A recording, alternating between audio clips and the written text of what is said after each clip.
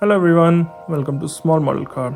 Today I've got this Ford F350 and it's by Matchbox. It's not a new casting for this year, it has been there for a long time, but I recently got it. So let's open it up and see how does it look. So here is the F350 out of its box. Few notable things, these wheels.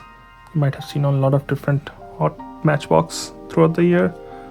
You got this blue paint with this yellow bed, and it says INC construction on the side, unit 920.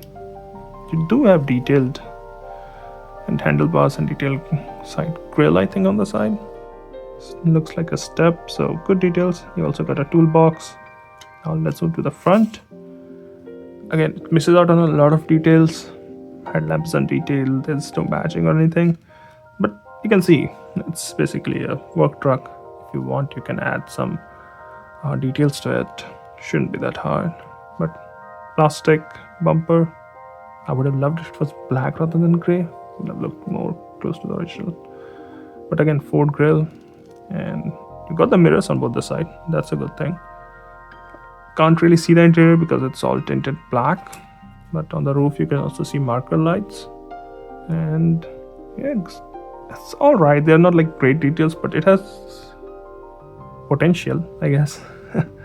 Coming to the passenger side, almost identical, no major differences. Again, the toolbox on this side. Let's move to the rear. No tail lamps detail here either, but you can see there's a place for tail lamp. Also got mud flaps. Now this is the bed. Now, since it's still an older casting, but it's a mainline casting, it misses on a lot of details but has something cool. So what is that? This mainline casting has a moving bed. And say you want to convert your work truck to a flatbed truck, Matchbox gave you that option too.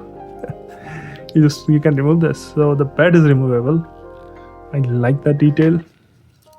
You don't really get these on main lines. So if you remove the back, you can see the back is completely flat, no window, anything here.